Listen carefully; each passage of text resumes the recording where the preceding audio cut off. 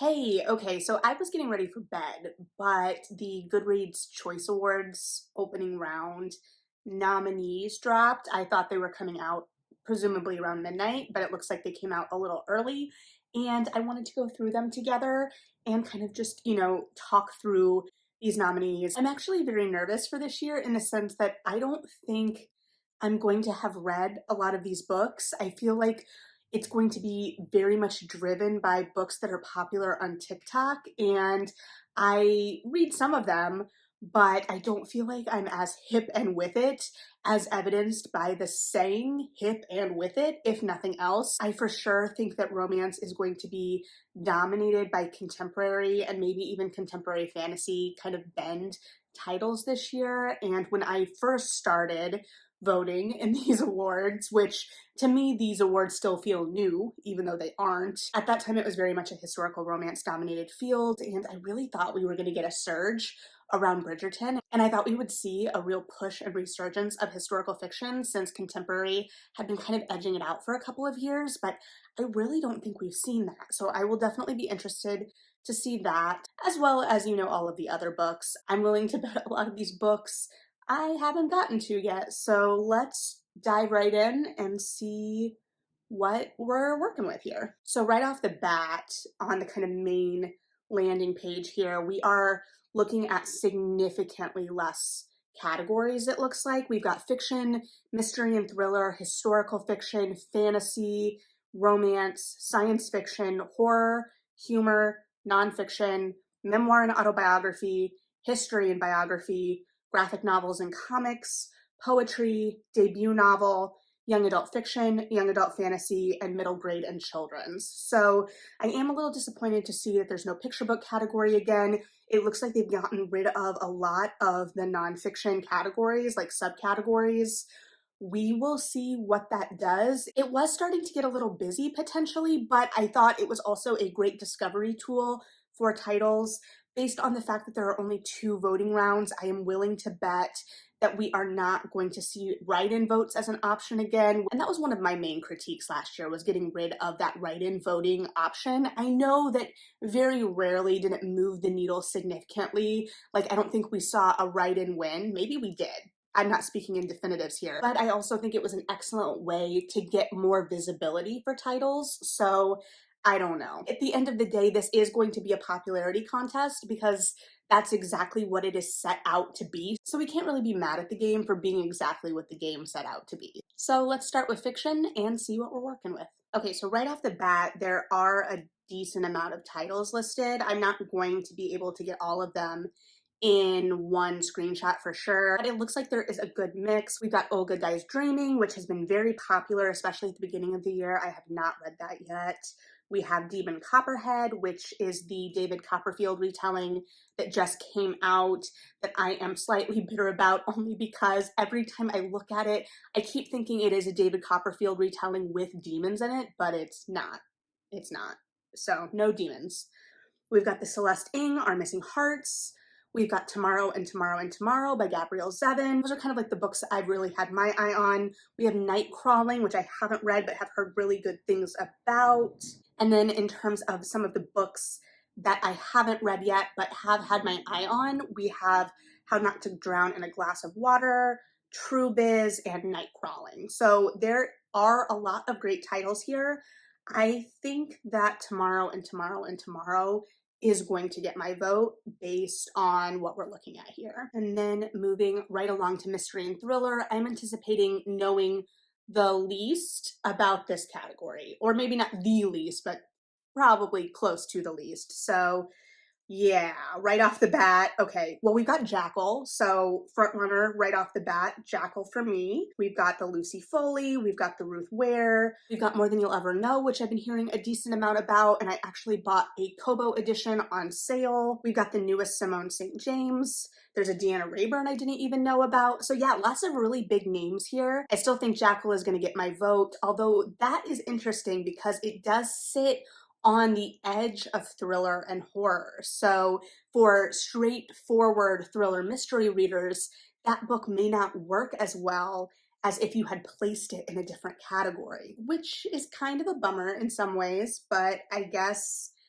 figuring out where to place something as part of the game. All right, moving on to historical fiction. Okay, yeah, we've got a lot of big titles here as well. I mean, they're all gonna have big titles to whatever extent. We've got The Marriage Portrait, we've got Take My Hand, Hester, or Treasures of the Sky, which I've been meaning to read, Lessons in Chemistry, which I've been meaning to read and didn't realize was historical fiction, Young Mungo, which I have a physical ARC I got on Indie Bookstore Day in a pile because I know that it will be emotionally devastating and haven't been ready for that yet. Kate Atkinson's Shrines of Gaiety, Black Cake. So a lot of things I have on my radar here and none that I have actually read yet, which also proves how my reading has shifted in a lot of ways because historical fiction used to be like my main category. I will say off the top of my head, the book I'm kind of surprised not to see here is Joan by Catherine J. Chen. I have been really anticipating that one. I know I haven't gotten to it yet, but really still hoping to get to it before the end of the year. Have a library copy, also bought a Kobo copy on sale. So yeah, a little surprised not to see that one. So I guess I can't really vote on this category at this point, which is a bummer. And then we'll move on to fantasy. Okay, we've got a lot of big titles in fantasy this year. This one's gonna be hard. We've got A River Enchanted, Daughter of the Moon Goddess, we've got Nettle and Bone, The Very Secret Society of Irregular Witches, we've got Babel. In terms of the books I haven't read but have been on my list, we've got Kaiki, we've got The Stardust Thief, we've got When Women Were Dragons. Oh, we've got The Book Eaters on here as well, which I have read. Nettle and Bone, The Atlas Six, Thistlefoot, Legends and Lattes, The World We Make. This category is stacked. Unfortunately, or not unfortunately, the Crescent City House of Sky and Breath is in this category. And just based on popularity, I think that will probably get it. But this category actually is really exciting. These selections are really exciting. I think based on what we've got here, and granted, there are a bunch of books on my list here that I haven't read yet, unfortunately, but based on what I have, I think I'm gonna have to give it to Daughter of the Moon Goddess. I adored that book. And while there are many other books on this list that I also adored, like A River Enchanted, The Very Secret Society of Irregular Witches, and Babel, there's something magical about Daughter of the Moon Goddess. I don't know. At the same time though, Babel is very important and was very well done and was a feat in a lot of ways. So this is a hard category. I will reserve, but my instinct is saying Daughter of the Moon Goddess. That is what my heart is saying. All right, it's the moment of truth. We're going on to romance. And okay, as expected, before I scroll down, the first 8 titles, none of them are historicals, but we do have Dating Dr. Dill, we have Electric Idol, we have You Made a Fool of Death with Your Beauty, which has been on my list. I need to get to that. We have The Kiss Curse, we have Book Lovers. There is no historical romance on this list. Like Sarah McLean isn't even on this list. We had a Beverly Jenkins release this year. We had a Caribbean Heiress in Paris. We had A Lady for a Duke by Alexis Hall, which I still haven't read but has been on my list. We had a lot of really great historical romance this year. That's a bummer. I mean, these are all great titles, or I assume they're all great titles to be here. I haven't read all of them by any means, but man, I'm probably gonna have to sit with this one to know where my vote's gonna go. I, in my heart, know that Book Lovers is probably gonna take this, which means I may vote differently because of that, because I also loved Electric Idol by Katie Robert, and I also really loved Dating Dr. Dill by Nisha Sharma. So there are good choices here. You know what? It might not be a sure thing. I say Book Lovers because automatically I went there because that's what I liked. It's been very popular. I've seen it around a lot. However, there is the new Colleen Hoover. I have never read a Colleen Hoover in my life, and I really don't foresee that changing. And that's kind of one of the fads or kind of trends right now that makes me question, whether I am with it in terms of what's popular. However, I'm reading less. I'm really focusing in on what I know I like to read because of that. But if I'd still been a bookseller, if I was still getting through close to 300 or more books a year, there was only one year that I got over 300, but there was a steady stretch of time where I was doing 250 a year easy. If we were still in those times, I probably would have read them just to know. But at the same time, she also went through a phase of popularity when I was a bookseller, and I never had any interest in picking it up or picked it up. So I guess I can't say that definitively, but my instincts here are telling me that I'm going to probably pick between dating Dr. Dill and Electric Idol, but I'm not sure. All right, science fiction, which I will probably know way less of than fantasy. Oh, okay, we put Daughter of Dr. Moreau in sci-fi, which is great because then I can vote for Daughter of Dr. Moreau. We've got Ocean's Echo in here, which I am currently reading as of this recording and thought I would be reading tonight, but here we are.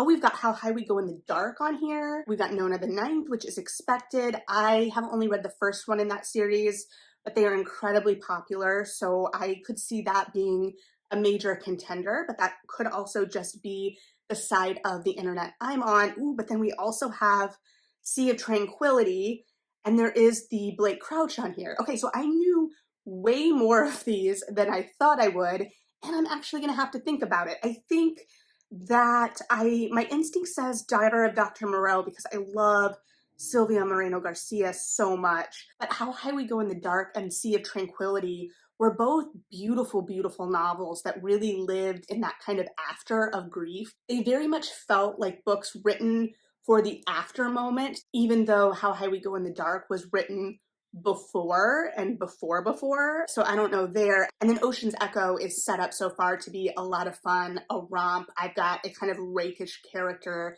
that we're starting out with. I anticipate talking about it more in depth. Don't worry. So there are options here. There are options for sure. We also look like we have some more traditional sci-fi in here for like the real heavy sci-fi readers. Like the sci-fi version of high fantasy, whatever that is. Is there a word for that? I should know that. All right, and then we are moving on to horror, which has its own section, and Jackal is in thriller. So I guess they've made a decision on how we're going to think about that book, but I disagree. Okay, we've got White Horse in here, which I have ready for me at the library, but haven't picked up yet. Ooh, okay, the second half of this page have the books I have read. We've got The Hacienda by Isabel Cañas. We've got House of Hunger by Alexis Henderson. We've got Our Wives Under the Sea by Julia Armfield. This is going to be tough too. These are tough. I actually wasn't expecting it to be this tough because I didn't think I'd read enough of the popular books this year to have to make this many choices. So I'm proud of myself in a lot of ways, actually. That being said, there are a lot more books on here that I'm seeing that I know I have wanted and want to read still. I think based on this lineup, my vote is probably going to go to House of Hunger. I am a sucker for a gothic, and Our Wives Under the Sea I loved. It was so good, but I still don't know how I feel about the ending. So, but I think that that is a really valid contender. I think that that was doing really interesting things as well. Okay, humor, which I probably won't know. Well, okay, well, I know at least one because they put The 90s by Chuck Klosterman in humor. I guess I could kind of see, but what if we're wrong? One of his older titles being categorized as humor. I guess I listened to this book while walking around the art museum mostly, and it was great and engaging and fun in some ways, but I don't know that it was funny. I don't know. I clicked on it to take me to Chuck Klosterman so that I could confirm the name of But What If We're Wrong, and then it shuffled everything back out of order. So when I upload the titles in here, because I'm just looking at it on my computer, but I'm not like screen grabbing as I go, things will probably be jumbled and you'll be like, Melody, what are you talking about? Where is that book? So it'll be a fun surprise for all of us, I guess. I think The 90s is the only book I know from this section. It is a great book. I would vote for it. I probably will vote for it because it's worth an award, but man, I don't know that that's how I'd classify it. I don't know. It's also interesting because the humor section usually ends up being a lot of celebrity memoirs to my kind of anecdotal perusal. So not all of them by any means, but a lot of them. Speaking of which, it looks like Judd Apatow had a new book out this year and I didn't know about it.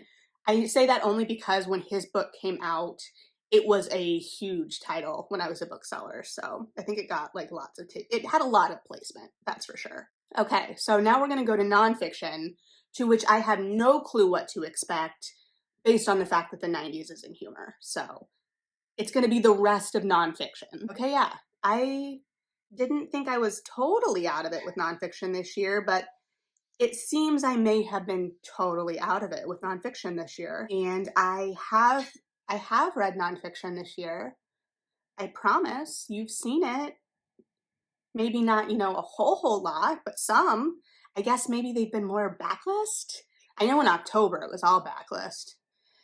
I don't know. All right, I guess I am not voting for nonfiction this year. All right, memoir and autobiography. Okay, coming here immediately, I'm pleased because there are celebrity memoirs in here, which is valid. They are books and often popular, especially seeing the Jeanette McCurdy book, I'm Glad My Mom Died, which I think will probably take this category. But there are lots of other memoirs as well, which I think is really important. There are a couple I've had my eye on for sure that I haven't gotten read yet. We've got Easy Beauty by Chloe Cooper Jones, which I have the audiobook of and I downloaded this week but have not started. We have Crying in the Bathroom by Erica L. Sanchez, which I have heard great things about. And then also Uncultured by Daniela Mestayana Kyung, which is about growing up in the family or Children of God, the cult. So I will definitely probably take a look at that one and may also get that from my mom for Christmas, making a mental note of that. So, okay, this actually looks like a really good balance. I am actually kind of pleasantly surprised, other than so far not having any historical romance, which I know they're pulling from data for this, but it's just also kind of a bummer. So there's like no element of curation, or what is the element of curation? I don't know. All right, history and biography is next, and we've got books. I haven't read any of these either. I haven't read any of these either. Ooh, The Dark Queens. How did that escape my radar? Okay, well, I haven't read any of these, but I am interested in reading Dark Queens. I'm interested in reading Shine Bright. It's a very striking cover, and that is about the history of Black women in pop music. Okay, digging further into this list, it looks like there's some interesting stuff, some good stuff. I mean, of course, there's going to be on this list, you would think. I mean, it's supposedly the best, right? So it's going to have some good stuff, but definitely stuff I need to have on my radar. I apparently was not tracking nonfiction as well as I thought this year. I must have fallen off. While I do look up books, obviously, for my kind of anticipated, the way I really track nonfiction is because I do most of my nonfiction on audio, or I like doing nonfiction on audio if I can. If I am having trouble focusing on audio, nonfiction is where I can really get back into audio, or where I can focus. So I will usually just go to Libro.fm and go to the history section and like filter by publication date, most recent. So I've clearly been slacking, but let's move it along to graphic novels and comics. Okay, right off the bat, I was not anticipating having read any of these, but right off the bat, I have read Wash Day Diaries, which is a contender, or a leading contender, or the front runner, you know, that word, for me so far. Ooh, okay, I've read Heartstopper. Oh, Crumbs looks cute. I haven't read Crumbs, but that looks cute. The new Sarah Anderson, which I haven't read, but I've heard great things about. Lore Olympus, which I haven't read, but I've heard good things about. I also heard from a friend, though, that it's more of a borrow than a buy. So if you've read Lore Olympus, let me know what you think about that. But okay, based on this, I think Heartstopper may take it. But I think I'm going to vote for Wash Day Diaries because I thought that that was delightful. It was fun to see like all the different perspectives, to see how the storylines kind of wove together. And it was just joyful and fun. So, okay, I think that that is where my vote is going to go here. Let's move to poetry. Okay, as expected, you know, I'm no expert on poetry, but And Yet by Kate Baer is here. I have not read it yet, but we've also got Alive at the End of the World by Saeed Jones. And then we also have Ocean Vuong, Time as a Mother, Amanda Gorman, Call Us What We Carry. Okay, there are some big titles. Okay, one, I know more names here than I thought I was going to, but not nearly enough because it looks like there are some excellent collections here. I think my vote is going to go to Alive at the End of the World. That collection was absolutely stunning. I really loved it. So, but I don't know. I don't know where I would place my bets here. Amanda Gorman is going to be incredibly popular. It looks like we have another Amanda Lovelace as well. So I don't know. I will be very interested to see where this category kind of lands for sure. But my vote is going to go to Alive at the End of the World. All right, debut novel. Okay, so we've got Lessons in Chemistry, which just won the Barnes & Noble Book of the Year, I believe. So that could be a big contender if that was at all rooted in popularity as well. We've got Kaiki, we've got Daughter of the Moon Goddess, we've got Our Wives Under the Sea, we've got The Hacienda, Jackal, How High We Go in the Dark, Thistlefoot, Olga Dies Dreaming, Nightcrawling. This category is tough. Also, I take back what I said earlier this week when I was talking about Jackal and I said, I don't know how many debuts I've read this year, but this is definitely one of the top. I don't take back that sentiment. It is definitely one of the top. But I apparently have read more debuts than I thought, because I've read Daughter of the Moon Goddess, I've read Our Wives Under the Sea, The Hacienda, Jackal, How High We Go in the Dark. Yeah, this is a tough category. This is a tough category. I may, if I'm going to vote for Daughter of the Moon Goddess for fantasy, I may, and if I'm going to vote for Jackal for thriller, I may vote for How High We Go in the Dark for this one, simply because I thought it was doing really unique things with structure, and I do think it could be argued that it is more of a short story collection, but it is very intertwined, so I don't know. I can't definitively say where I'm going to land with this one, because How High We Go in the Dark was very inventive and smart, but so was Our Wives Under the Sea. Even if the ending didn't feel perfect to me, it is such a hard thing to land, and it set things up so well, and it was so atmospheric. So I don't know. This is tough, and I know that there are tons of other books in this category that I haven't read that also deserve the same. So, man. All right, well, let's keep it moving to young adult fiction. I actually have read the least amount of young adult this year that I have probably ever read. So I don't know how these are going to fall out, but let's see here. Okay. Yeah, we have a lot of books I have been meaning to read, like The Weight of Blood. The Final Gambit is a sequel, but I've been meaning to read the first. We've got I Kissed Shara Wheeler, Anatomy, which I have read, Ophelia After All, The Lesbiana's Guide to Catholic School, which I've heard great things about. I don't know if I can vote in this one because I've only read one of the nominees, and while I enjoyed my time with that book, I don't know that it's a book I would vote for one of these awards just because. My heart says that I really need to read that Tiffany D. Jackson, but I don't know that I'm going to get it read in time. My heart also says that this will probably end up going to either the Adam Silvera with The First to Die at the end, or the Alice Oseman with Loveless. But who knows, because there's also Aruda Septes here, and I don't know, is she still as popular with young adult readers as she was when I was kind of in, well, not my heyday. My heyday was when I was a teen, and it was a whole different landscape. So that is the young adult category and the kind of worst of my babbling. Let's move on to young adult fantasy and science fiction. First, okay, Bloodmarked, which I just got in the mail, so have not read yet, but it's Bloodmarked. It is next on my list after Ocean's Echo.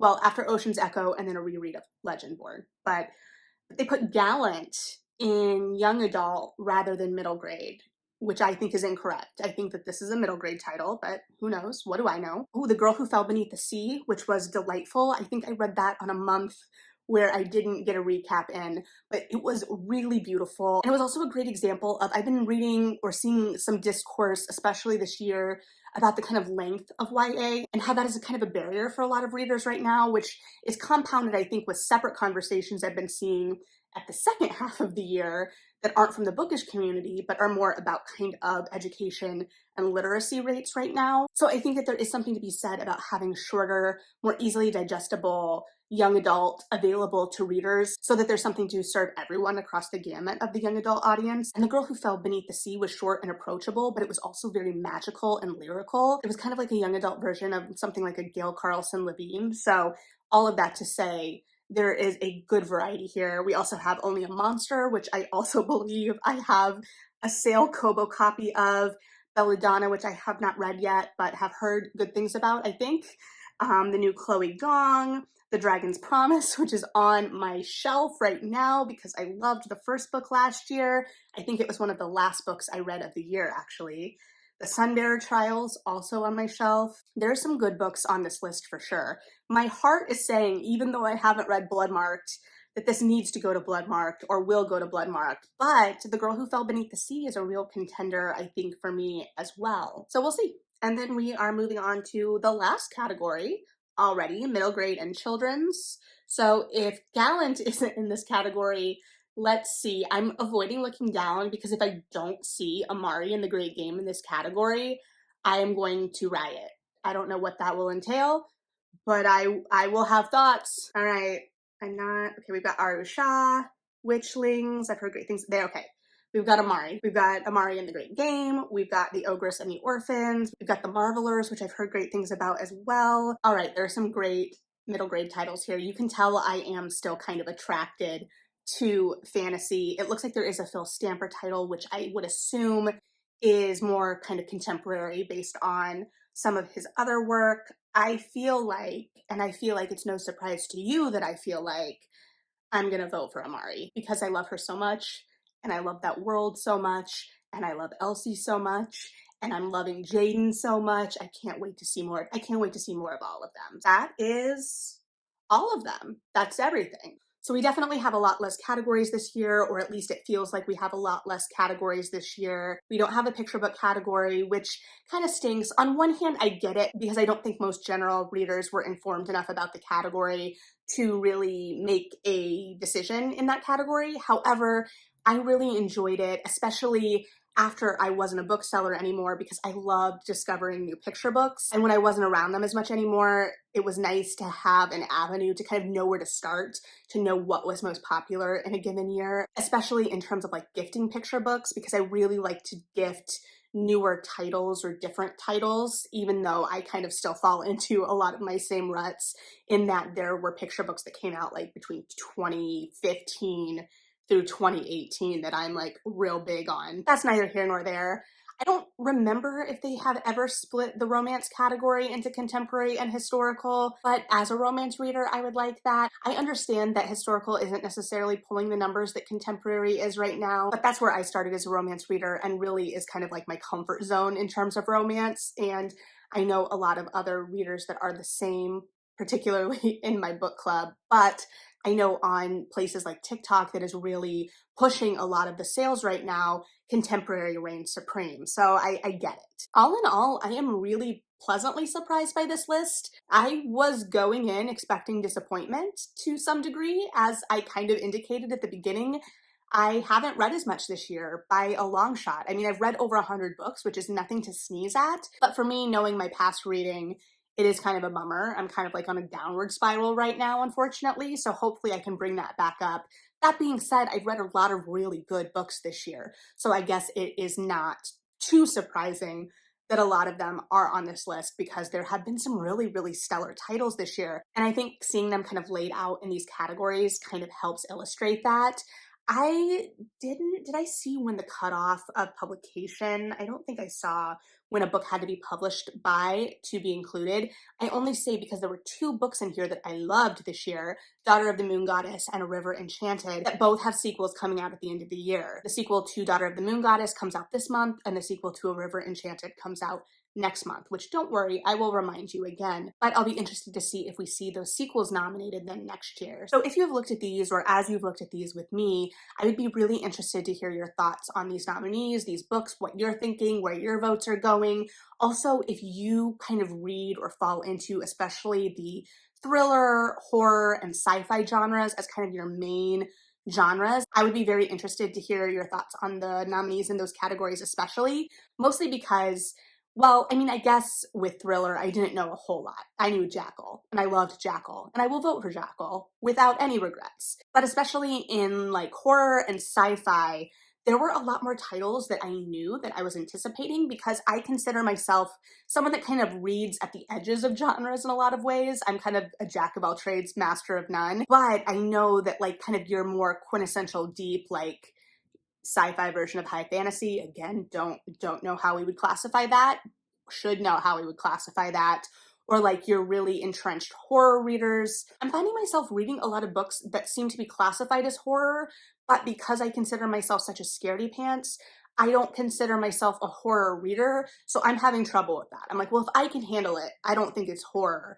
So I would be very interested to hear what horror readers think, which is why I often, end up talking about those books generally more as gothics or what have you, because that's what I'm attracted to as a reader. And everyone has their preferences for sure, and those preferences are not wrong or right. But I would be very interested, like I said, to hear what you're thinking about this. There are a couple of categories that I feel like are going to go one way or the other when there's some excellent books in those categories that I think deserve a shot. think I'm mostly thinking about fantasy right now. That's just a very stacked category that has a lot of really, really great titles in it. And I guess the biggest wake up call for me personally is that I need to get back into my historical fiction swing. I have fallen off, I have let myself down, and I will rectify it. I'm still shocked that Joan wasn't in there. Maybe if you've read a lot more historical fiction this year and are a little bit more versed on the 2022 historical fiction landscape, that makes more sense to you. So let me know that as well, I guess. And let me know if you want to do this again for the finals and the ultimate selections, or if you're just like, we don't care till the end, or if you're like, this is enough, this is fine, we're done now. But let me know, and thanks for hanging in with me this long. Read something good. We've got a whole bunch of options right now. Like and subscribe if you feel like it, and yeah, bye.